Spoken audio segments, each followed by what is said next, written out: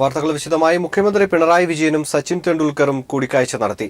കേരളത്തിലെ ഫുട്ബോൾ വികസനത്തിന് പഞ്ചവത്സര പദ്ധതി തയ്യാറാക്കാനും 5 വർഷം കൊണ്ട് രാജ്യാന്തര നിലവാരമുള്ള 100 കളിക്കാരെ വാർത്തെടുക്കുന്നതിനും കേരളത്തിന് പ്രത്യേക ഫുട്ബോൾ അക്കാദമി തുടങ്ങാനും കേരള ബ്ലാസ്റ്റേഴ്സുമായി സർക്കാർ ധാരണയിലെത്തി. കൂടിക്കാഴ്ചയിൽ സച്ചിനൊപ്പം ബ്ലാസ്റ്റേഴ്സിന്റെ പുതിയ ഓഹരി ഉടമകളും പങ്കെടുത്തു.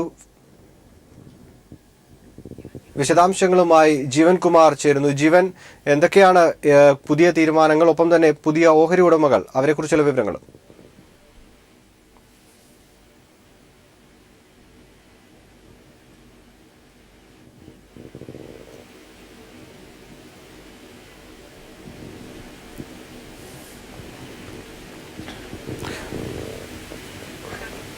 ജീവൻ, കേൾക്കാമെങ്കിൽ പുതിയ ഓഹരി ഉടമകൾ ആരൊക്കെയാണ്, ഒപ്പം തന്നെ സർക്കാരുമായി എടുത്ത പുതിയ തീരുമാനങ്ങൾ? ജീവനുമായുള്ള ഫോൺ വിച്ഛേദിക്കപ്പെട്ടിരിക്കുകയാണ്. പൊതുവിദ്യാഭ്യാസ മേഖലയെ ശക്തിപ്പെടുത്തുകയും സംരക്ഷിക്കുകയും ചെയ്യുകയാണ് സംസ്ഥാന സർക്കാരിന്റെ നയമെന്ന് വിദ്യാഭ്യാസ മന്ത്രി ശ്രീ രവീന്ദ്രനാഥ് പറഞ്ഞു.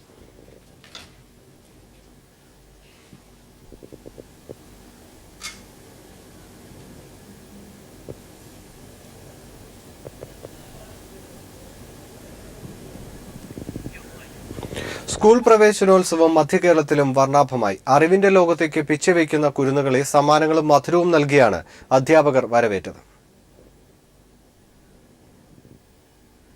പുത്തനുടുപ്പണിഞ്ഞ് പുത്തൻ കുടയും ബാഗുമായി രക്ഷിതാക്കളുടെ കൈപിടിച്ച് വിദ്യാലയമുറ്റത്തെത്തിയപ്പോൾ പലർക്കും പല ഭാവമായിരുന്നു.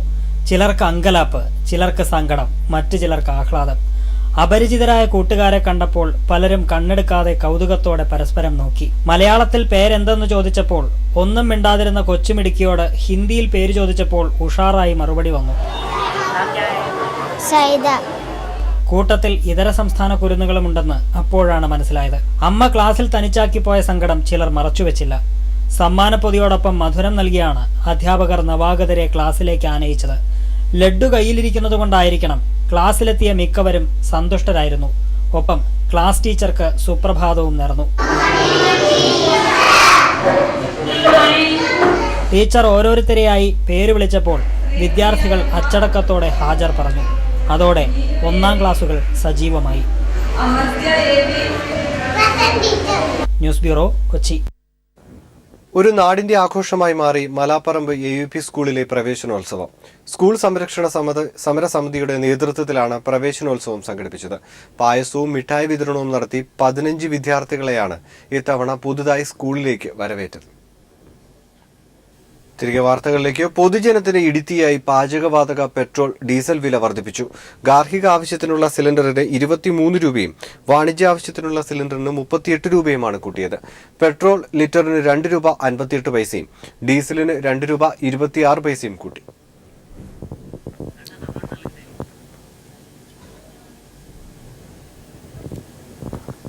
രാഹുൽ ഗാന്ധി കോൺഗ്രസ് അധ്യക്ഷനാവും. സോണിയാഗാന്ധിക്ക് ഉപദേശക പദവി നൽകും.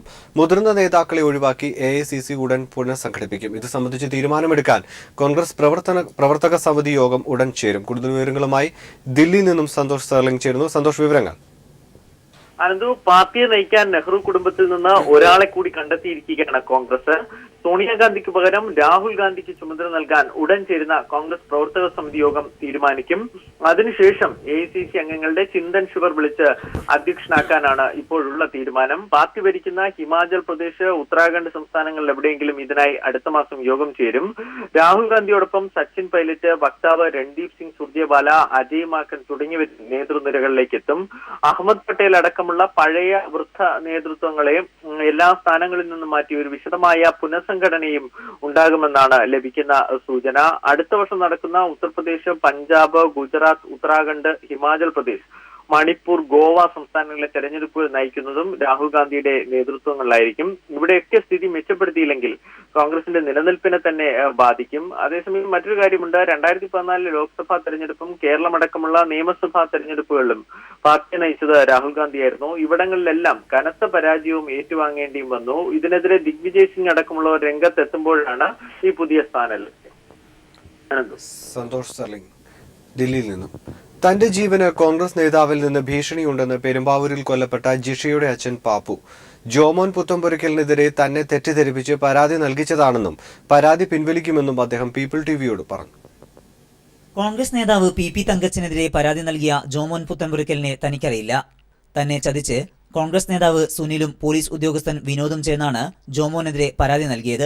എൻ്റെ വാർഡ് മെമ്പർ സുനിൽ, എൻ്റെ വാർഡ് 1-ാം വാർഡിൽ വാർഡ് മെമ്പർ ഈ പഞ്ചായത്ത് ഇലക്ഷനിൽ നിന്ന് ജയിച്ചവൻ, എൻ്റെ വീടിൻ്റെ പാടത്തിൻ്റെ അക്കരെയുള്ള ഒരു വിനോദം സർക്കിൾ ബസ് ഡ്രൈവറാണെന്നോ അവിടെ പോലീസാണെന്നാലും ഇവർ രണ്ടുപേരും വന്ന് എന്നോട് പറഞ്ഞു, പാപ്പച്ചേട്ടാ ഈ ജോമോനെതിരെ കയറുമ്പോൾ ഒരു പരാതി കൊടുക്കണം. ഐജിനെ പോയി കണ്ടു, പരാതി കൊടുത്തു. തിരിച്ചു വന്ന് ഇവിടെ വന്നു കഴിഞ്ഞപ്പോൾ ഒരു 1000 രൂപ എടുത്തത് സുനിൽ. 1000 രൂപ തന്നപ്പോൾ ഒരു ചായ പോലും തരാത്ത വ്യക്തി, ഈ സംഭവത്തെ സംബന്ധിച്ച് ഒരു അന്വേഷണം നടത്താത്ത വ്യക്തി 1000 രൂപ തന്നപ്പോൾ എനിക്ക് ഡൗട്ടായി. ഈ കള്ളത്തരം ഉണ്ടെന്നുള്ള എനിക്കറിയില്ലായിരുന്നു കേട്ടോ. ചതിക്കപ്പെട്ടുവെന്ന് തുറന്നു പറഞ്ഞതാണ് ജീവന് ഭീഷണിക്ക് കാരണമെന്നും പാപ്പു പറയുന്നു. എന്നെ നിർബന്ധിച്ച് പറഞ്ഞല്ലേ ഞാൻ അത് ഒപ്പിട്ട് കൊടുത്തത്. അതാണ് ഇവർക്ക് എന്നോട് ദേഷ്യം. ഞാൻ നിർബന്ധിച്ചു എന്ന് പറഞ്ഞതാണ് ഇവർക്ക് എന്നോട് ഇവർ അന്വേഷിച്ചെടുക്കണത്. അതാണ് എനിക്കിപ്പോഴും പേടിയാതാ.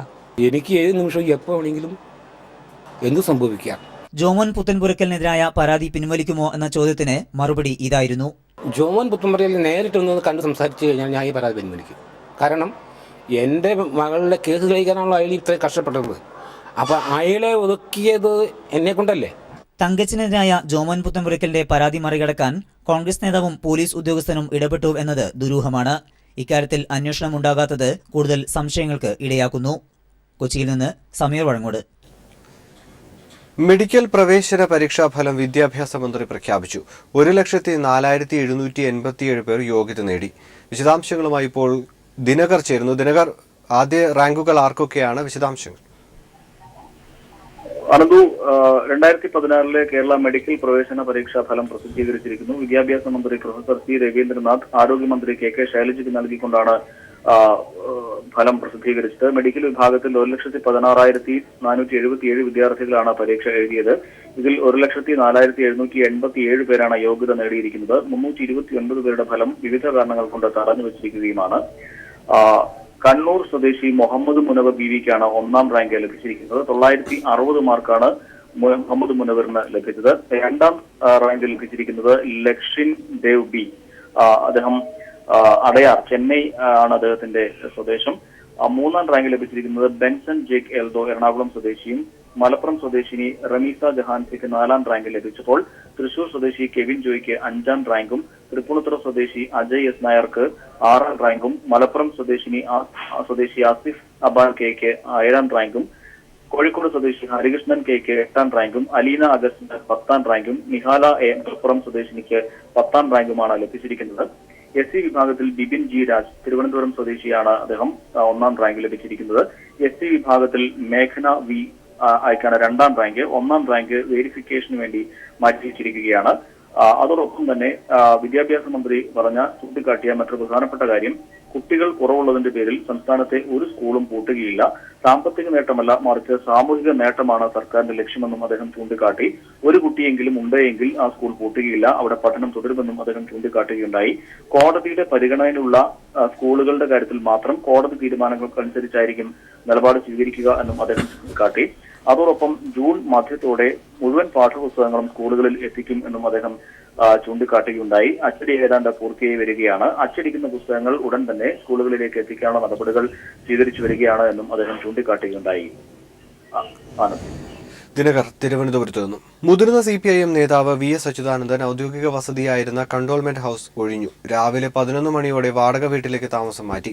തിരുവനന്തപുരം തമ്പുരാൻമുക്കിലേക്കാണ് താമസം മാറ്റിയത്. കുടുംബാംഗങ്ങൾക്കൊപ്പമാണ് VS പുതിയ വീട്ടിലേക്ക് പോയത്.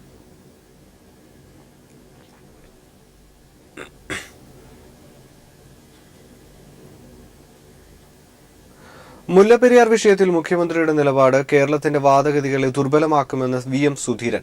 ഡാം സുരക്ഷിതമാണെന്ന മുഖ്യമന്ത്രിയുടെ നിലപാട് ദുരൂഹമാണെന്നും വിഷയത്തിൽ സർവകക്ഷി യോഗം വിളിക്കാൻ സർക്കാർ തയ്യാറാകണമെന്നും സുധീരൻ പറഞ്ഞു. തമിഴ്നാടുമായി ചർച്ച ചെയ്യുന്നതിൽ അപാകതയില്ല, അവരുമായി സൗഹാർദ്ദം നിലനിർത്തേണ്ടത് ആവശ്യമാണ്. പക്ഷേ കേരളം ഇതേവരെ തുടർന്നു വന്നൊരു നിലപാട് കൈവിട്ടുകൊണ്ട് പിന്നെ ചർച്ചയ്ക്ക് എന്താ പ്രസക്തി? പിന്നെ തമിഴ്നാട് പറയുന്ന അതേപോലെ അംഗീകരിക്കുക എന്നുള്ളതല്ലാതെ. അപ്പം അതുകൊണ്ട് അത് വലിയ പാളിച്ചയായിപ്പോയി, വളരെ ഗുരുതരമായൊരു പാളിച്ചയാണ്. സംസ്ഥാന താല്പര്യം സംരക്ഷിക്കുന്ന കാര്യത്തിൽ വലിയ ഗുരുതരമായ പാളിച്ചയാണ് സംഭവിച്ചിട്ടുള്ളത്. എത്രയും വേഗം അതിൽ നിന്നും അഭിപ്രായം പിൻവലിക്കുക എന്നുള്ളത് ഏറ്റവും പ്രസക്തമാണ്. വാർത്തയിലേക്ക്. കൊച്ചുമകന്റെ കൈ CPIM പ്രവർത്തകർ വെട്ടിയെന്ന മകളുടെ ആരോപണം വ്യാജമാണെന്ന് പറഞ്ഞ് പേരാവൂരിലെ BJP പ്രവർത്തകൻ കൂടിയായ തങ്കപ്പൻ രംഗത്ത്. സംഭവത്തിൽ രാഷ്ട്രീയമില്ലെന്നും കുടുംബവഴക്കാണ് കാരണമെന്നും തങ്കപ്പൻ പറഞ്ഞു. കൊച്ചുമകനെ വെട്ടിയെന്ന മകളുടെ ആരോപണം വ്യാജമാണെന്ന് പറഞ്ഞാണ് രമ്യയുടെ പിതാവ് തങ്കപ്പനും ഭാര്യ ഗീതയും പേരാവൂരിൽ വാർത്താ സമ്മേളനം നടത്തിയത്. കാലശേഷം എന്നത് മാറ്റി മകളുടെ പേരിൽ വീടും സ്ഥലവും നൽകണമെന്നാവശ്യപ്പെട്ട് മകളുടെ ഭർത്താവ് രാഹുൽ തന്നെ മർദ്ദിച്ചതറിഞ്ഞ് മകൻ മനു സഹോദരങ്ങൾക്കൊപ്പം കാര്യമന്വേഷിക്കാൻ എത്തിയതാണെന്നും രമ്യ സഹോദരനെ വടികൊണ്ട് തല്ലാനൊരുങ്ങിയപ്പോൾ ഒഴിഞ്ഞുമാറി ജനൽച്ചില്ലിന് അടിയേറ്റതാണെന്നും ജനൽച്ചില്ലുകൾ തെറിച്ചാണ് കൊച്ചുമകൻ കാർത്തിക്കിന് മുറിവേറ്റതെന്നും രമ്യയുടെ പിതാവ് തങ്കപ്പനും അമ്മ ഗീതയും വ്യക്തമാക്കി. അതൊരു CPM BJP സംഘടനം പോലെ ആക്കി തീർക്കുന്നതാണ്. ഞാൻ അടിയുറച്ച ഒരു BJP-കാരനാണ്. അതുകൊണ്ട് തന്നെയാണ് തറപ്പിച്ച് പറയുന്നത് ഇത് രാഷ്ട്രീയവൽക്കരിക്കുന്നത് ശരിയാണ്. അന്നേരം മനുവ പറഞ്ഞു, അമ്മ ഞാൻ അച്ഛനെ അടിച്ച കാര്യം ഏച്ചിയോട് ചോദിക്കാൻ പോയി കഴിഞ്ഞപ്പോൾ അവിടെ ഏച്ചി ഒച്ചപ്പാടാക്കിന് എന്നെ ഏച്ചി ഞാൻ ജനൽ സൈഡിൽ ഇങ്ങനെ നിൽക്കുമായിരുന്നു. അന്നേരം ഏച്ചി ഒരു തണ്ടു എടുത്ത് വന്നിട്ട് എന്നെ അടിക്കുമ്പോൾ ജനലിൻ്റെ ചില്ല് പൊട്ടിയിരുന്നു. കാലശേഷം വീടെഴുതി നൽകിയതോടെ രമ്യ സ്വന്തം അമ്മയെയും സഹോദരനെയും വീട്ടിൽ നിന്നും ഇറക്കിവിട്ടിരുന്നു. കഴിഞ്ഞ ത്രിതല പഞ്ചായത്ത് തെരഞ്ഞെടുപ്പിൽ BJP സ്ഥാനാർത്ഥിയുമായിരുന്നു രമ്യ. കുടുംബതർക്കം രാഷ്ട്രീയമാക്കി മാറ്റാനുള്ള ശ്രമമാണ് മകൾ നടത്തുന്നതെന്ന് സജീവ BJP പ്രവർത്തകൻ കൂടിയായ രമ്യയുടെ പിതാവ് മാധ്യമങ്ങളോട് വെട്ടിത്തുറന്ന് പറഞ്ഞ് രംഗത്ത് വന്നതോടെ BJPയുടെ CPIM-നെതിരെയുള്ള ഒരു കെട്ടുകഥ കൂടി തകർന്നടിയുകയാണ്. PV Joshila, news bureau, Kannur. Kollam ഇരവിപുരത്ത് തീരസംരക്ഷണത്തിന് നിർമ്മിച്ച ചെറുപുലിമുട്ട് തകർന്നു. അശാസ്ത്രീയമായ നിർമ്മാണമാണ് പുലിമുട്ട് തകരാൻ കാരണമെന്ന് തീരവാസികൾ ചൂണ്ടിക്കാട്ടി. അതേസമയം കൊല്ലം ബീച്ചിൽ കടൽകയറ്റം ശക്തമായതിനെ തുടർന്ന് വിനോദസഞ്ചാരികൾക്ക് നിയന്ത്രണം ഏർപ്പെടുത്തി. കൊല്ലം കാക്കത്തോപ്പ് മുതൽ താന്നി വരെയുള്ള തീരസംരക്ഷണം ലക്ഷ്യമിട്ട് മദ്രാസ് IIT-യുടെ നിർദ്ദേശപ്രകാരമാണ് കഴിഞ്ഞ VS സർക്കാരിന്റെ കാലത്ത് ചെറുപുലിമുട്ടുകൾ നിർമ്മിക്കാൻ തീരുമാനിച്ചത്. കഴിഞ്ഞ ഉമ്മൻചാണ്ടി സർക്കാരിന്റെ കാലത്ത് തുടങ്ങിയ നിർമ്മാണം എങ്ങും എത്തിയില്ലെന്ന് മാത്രമല്ല അശാസ്ത്രീയമായി നിർമ്മിച്ച പുലിമുട്ടുകൾ തകർന്നു. വീടുകളുടെ അസ്ഥിവാരത്തിന് പോലും ഉപയോഗിക്കാൻ കഴിയാത്ത പാറക്കഷ്ണങ്ങൾ കൊണ്ടാണ് പുലിമുട്ടുകൾ നിർമ്മിച്ചിരിക്കുന്നതെന്ന് മത്സ്യത്തൊഴിലാളി കുടുംബങ്ങൾ ചൂണ്ടിക്കാട്ടി. ഓൾറെഡി തുടങ്ങിയില്ല, അതിനു മുമ്പ് തന്നെ പുളിമുട്ട് പാതിയും പോയി. അത് ഈ 1/2 കിലോ 3/4 കിലോ പാറ വെയിറ്റുള്ള പാറ ഇവിടെ കൊണ്ടിട്ട് എന്താ കാര്യം? ഒരു കാര്യമില്ല. വീട്ടിന് അടിസ്ഥാന ഘടന പോലും ഈ സൈസ് പാറയൊന്നും കൊണ്ടിട്ട് കെട്ടത്തില്ല ആൾക്കാർ. അത്രയ്ക്ക് ചെറിയ കല്ലുകളാണ് കൊണ്ടിട്ട് അടിസ്ഥാനം കെട്ടിയിരിക്കുന്നത്. കല്ല് വളരെ ചെറുതായി പോയി. കല്ല് ഏറ്റവും ഭീമമായ കല്ലടിക്കെങ്കിലും ഈ മുട്ടെന്ന് പറയുന്ന സാധനം ഇവിടെ ഇരിക്കും. പഠിക്കുന്ന ഞങ്ങളെ പൊടി മക്കളെയും പിറക്കി കെട്ടി ഞങ്ങൾക്ക് പോകാൻ ഒരു വഴിയുമില്ല. സർക്കാർ തരുന്ന ഫ്ളാറ്റിൽ പോകാനും ഒക്കത്തില്ല. പൊട്ടി ഒഴിക്കുന്ന ഫ്ളാറ്റിൽ എങ്ങനെ പോകും ഞങ്ങൾ? ഈ ചെറു പുലിമുട്ടുകൾ എന്ന് പറഞ്ഞ് ഇവിടെ ചെറു പുലിമുട്ടുകൾ ഇടുന്നുണ്ട്. വെറും നിസ്സാരമായ ചെറിയ കല്ലുകൾ കൊണ്ട് ഈ അടിക്കുന്ന തിരുമാലകളെ പോലും നിഷ്പ്രയാസത്തിൽ അത് വെറും പേപ്പർ കഷ്ണങ്ങൾ പോലെയാണ് ഇത് പോയിക്കൊണ്ടിരിക്കുന്നത്. 4 കിലോമീറ്റർ വരെയുള്ള തീരം പോലും സംരക്ഷിക്കാൻ ഇന്നത്തെ ശാസ്ത്രലോകം വികസിച്ചിട്ടില്ലേ എന്നാണ് തീരവാസികൾ ചോദിക്കുന്നത്. അതേസമയം കടൽക്കയറ്റം ശക്തമായതിനെ തുടർന്ന് കൊല്ലം ബീച്ചിൽ വിനോദസഞ്ചാരികൾക്ക് നിയന്ത്രണം ഏർപ്പെടുത്തി. ആഗോളതാപനവും മറ്റു പ്രശ്നങ്ങളും കാരണം സമുദ്രത്തിന്റെ ജലനിരപ്പ് കൂടി വരികയും കടലാക്രമണം രൂക്ഷമാവുകയും കേരളത്തിന്റെ തീരം ചെറുതായി വരികയും ചെയ്യുന്നു. ഒപ്പം തീരവാസികളുടെ ആശങ്കയും കൂടുന്നു. കൊല്ലത്ത് നിന്ന് ക്യാമറമാൻ പ്രമോദ് പന്തിയോടിനൊപ്പം രാജ്കുമാർ. കേരളത്തിൽ മാതൃഭാഷ കാലഹരണപ്പെടുന്ന കാലം വിദൂരമല്ലെന്ന് Sreekumaran Thampi. Federation of All India Marunadan Malayali അസോസിയേഷന്റെ ദേശീയ യുവജനോത്സവത്തിന്റെ സമാപന സമ്മേളനത്തിൽ മുഖ്യാതിഥിയായി സംസാരിക്കുകയായിരുന്നു പ്രശസ്ത ഗാനരചയിതാവും സംവിധായകനുമായ ശ്രീകുമാരൻ തമ്പി. മലയാളികളുടെ സംസ്കാരത്തിൽ വന്ന മാറ്റങ്ങൾ ആശങ്കാജനകമാണെന്നും ഈ നില തുടർന്നാൽ മലയാളം സംസാരിക്കുവാൻ തന്നെ മലയാളികൾ മറന്നുപോകുമോ എന്നും ശ്രീകുമാരൻ തമ്പി ആശങ്കപ്പെട്ടു. നമ്മുടെ കുട്ടികളെ നമ്മൾ മലയാളം പഠിപ്പിക്കുന്നില്ല. പല വീടുകളെയും എൻ്റെ സുഹൃത്തുക്കളുടെ വീടുകളിൽ ചെന്നാൽ ഭാര്യയും ഭർത്താവും തമ്മിൽ സംസാരിക്കുന്നത് ഇംഗ്ലീഷിലാണ്. ഇംഗ്ലീഷ് സംസാരിച്ചില്ലെങ്കിൽ അവർ വലിയവരാവുകയില്ലെന്നാണ് അവരുടെ ധാരണ. കൊച്ചുകുട്ടികളും ഇംഗ്ലീഷ് സംസാരിക്കും, അവർ മലയാളം പഠിപ്പിക്കുകയില്ല. അപ്പോൾ എങ്ങനെയാണ് പിന്നെ മലയാള ഭാഷ നിലനിൽക്കുക? നമ്മൾ ശ്രേഷ്ഠ ഭാഷയാക്കാൻ വേണ്ടി ജീവിതശൈലിയിലെ മാറുന്ന അന്തരീക്ഷമാണ് നമ്മുടെ പൈതൃകവും ഭാഷയും മറക്കാൻ മലയാളിയെ പ്രേരിപ്പിക്കുന്നതെന്നും അദ്ദേഹം പറഞ്ഞു. നമ്മൾ അറിയുന്നില്ല നമ്മുടെ ഈ മാറ്റം, നമ്മളുടെ മണ്ണിൽ കാലിനടിയിൽ നിന്ന് മണ്ണ് ഒലിച്ചു പോകുന്നത് നമ്മൾ അറിയുന്നില്ല. നമ്മൾ കണ്ണുപടച്ച് യാത്ര തുടരുക. കേരളം സാംസ്കാരിക മൂല്യച്യുതിയിലൂടെയാണ് കടന്നുപോകുന്നതെന്നും പോയ വർഷം താൻ സംവിധാനം ചെയ്ത അമ്മയ്ക്കൊരു താരാട്ട് എന്ന ചിത്രത്തെ തിരസ്കരിക്കാനുണ്ടായ സാഹചര്യം ഉദാഹരണമാക്കി ശ്രീകുമാരൻ തമ്പി വിശദീകരിച്ചു. മലയാളത്തോട് യാതൊരു ആദരവുമില്ല, സ്വന്തം അമ്മയോടും അമ്മമാരോടും ഇല്ല. കാരണം അമ്മയ്ക്കൊരു താരാട്ടെന്ന പേര് ഞാനൊരു സിനിമ എടുത്തു കഴിഞ്ഞ വർഷം. അത് അമ്മ വാർദ്ധക്യത്തിൽ അമ്മയെ ഉപേക്ഷിക്കുന്ന മക്കളെ കുറിച്ചാണ് ആ സിനിമ. മക്കളാരും തിയേറ്ററിൽ വന്നില്ല, കാരണം എല്ലാ മക്കളും അമ്മയെ ഉപേക്ഷിക്കുന്നവരാണ്. മക്കളാരും തിയേറ്ററിൽ വന്നില്ല. അമ്മമാർ വന്നില്ല, കാരണം അമ്മമാർ വരണമെങ്കിൽ ഈ മക്കളെ കൊണ്ടുവരണം. അപ്പൊ ആരും വന്നില്ല അദ്ദേഹത്തിന്. ചടങ്ങിൽ കേരള സംഗീത നാടക അക്കാദമി ചെയർമാൻ സൂര്യ കൃഷ്ണമൂർത്തിക്ക് ഫെയ്മ കലാ അർപ്പണ പുരസ്കാരം നൽകി ശ്രീകുമാരൻ തമ്പിയും MP പുരുഷോത്തമനും ആദരിച്ചു. മനുഷ്യാവകാശ പ്രവർത്തക ദയാബായ് വിശിഷ്ടാതിഥിയായിരുന്നു. ഗുജറാത്തിലെ വിവിധ സംഘടനാ ഭാരവാഹികൾ, സാമൂഹിക സാംസ്കാരിക രംഗത്തെ പ്രമുഖർ തുടങ്ങിയവർ ചടങ്ങിൽ പങ്കെടുത്തു. കൊച്ചി യോസേഫ് ചിറ്റിലപ്പള്ളി ജീവകാരുണ്യ പ്രവർത്തനങ്ങൾക്കായി രൂപീകരിച്ച കെ ചിറ്റിലപ്പള്ളി ഫൗണ്ടേഷൻ മരണാനന്തര അവയവദാനം നടത്തിയവരുടെ കുടുംബാംഗങ്ങളെ ആദരിച്ചു. ഈ വർഷം അവയവദാനം നടത്തിയ 11 പേരുടെ കുടുംബാംഗങ്ങളെയാണ് തൃശൂർ സാഹിത്യ അക്കാദമി ഹാളിൽ നടന്ന ചടങ്ങിൽ ആദരിച്ചത്. കൊച്ചി യോസേഫ് ചിറ്റിലപ്പള്ളിയുടെ അധ്യക്ഷതയിൽ സംവിധായകൻ സത്യൻ അന്തിക്കാട് ബന്ധുക്കളെ ആദരിച്ചു. ഗായിക ജോത്സന, ജയരാജ് വാര്യർ തുടങ്ങിയവർ പങ്കെടുത്തു.